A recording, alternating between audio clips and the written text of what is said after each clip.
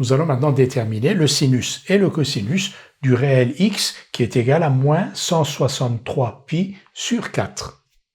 Nous allons donc déterminer le sinus et le cosinus de x égale moins 163 quarts de pi en utilisant cette méthode. Donc dans un premier temps, on va chercher un réel y qui a le même point image que x sur le cercle trigonométrique et qui est plus facilement représentable.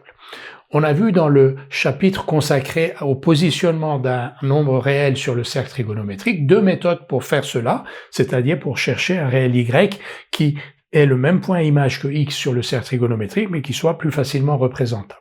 Ces deux méthodes étaient une méthode systématique et une deuxième méthode qui était la méthode pratique. Nous allons ici utiliser la méthode pratique. Elle consiste à considérer moins 163 quarts, qui est donc le coefficient qui multiplie pi, et d'encadrer moins 163 quarts par deux entiers consécutifs. Alors, moins 163 quarts, si on pose la division 163 divisé par 4, donc 40 fois 4 avec un reste de 3.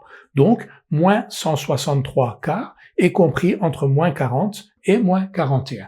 On a encadré moins 163 quarts par deux entiers consécutifs. On va multiplier par pi pour obtenir x, donc moins 163 quarts de pi est compris entre moins 40 pi et moins 41 pi.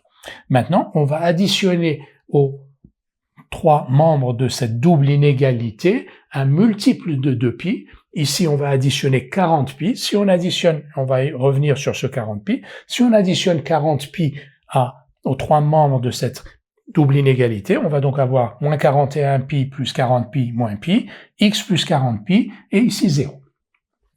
X plus 40 pi a le même point image que x sur le cercle trigonométrique, parce que c'est x plus 20 fois 2 pi, donc un multiple de 2 pi que l'on additionne à x, donc on trouve un réel, donc x plus 40 pi, qui a le même point image que x sur le cercle trigonométrique. Donc on va poser y égale x plus 40 pi, et on a donc un réel y qui a le même point image que x sur le cercle trigonométrique, mais qui est compris entre moins pi et 0, donc facilement représentable. Y égale x plus 40 pi est égal donc à moins 3 pi sur 4. Si on additionne 40 pi, c'est-à-dire 160 pi sur 4 à moins 163 pi sur 4, on obtient moins 3 pi sur 4.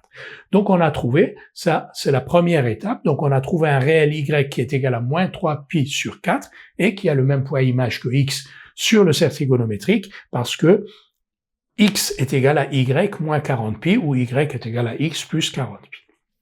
Maintenant, moins 3 pi sur 4 est associé à un angle pi sur 4 dont on connaît le sinus et le cosinus. En effet, moins 3 pi sur 4, donc voici le cercle trigonométrique, moins pi sur 4, moins pi sur 2 et moins 3 pi sur 4 est ici. Moins 3 pi sur 4, donc voici le point image de moins 3 pi sur 4, c'est-à-dire de y sur le cercle trigonométrique, qui est aussi le point image de x sur le cercle trigonométrique. Moins 3 pi sur 4 est le symétrique de pi sur 4 par rapport à l'origine. Donc ici on a moins 3 pi sur 4, ici on a pi sur 4. Donc son sinus et son cosinus sont les opposés du sinus et du cosinus de pi sur 4, et donc sont égaux à moins racine de 2 sur 2. Sinus de x est donc égal à sinus de y, parce que x et y ont le même point image sur le cercle trigonométrique, et sinus de y, c'est sinus de moins 3 pi sur 4, c'est moins sinus de pi sur 4, c'est-à-dire moins racine de 2 sur 2.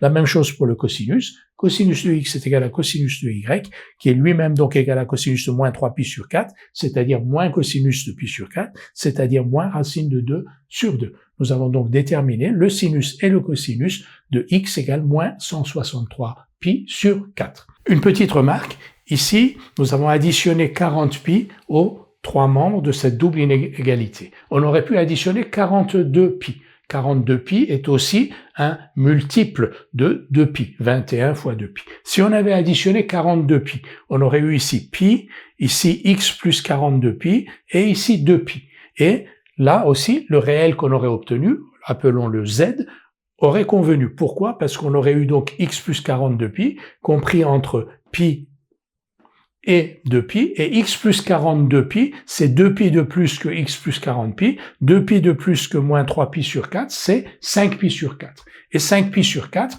on l'aurait positionné, pi sur 4, 2 pi sur 4, 3 pi sur 4, 4 pi sur 4, 5 pi sur 4, on serait tombé bien entendu sur le même point image que moins 3 pi sur 4, avec les mêmes conclusions.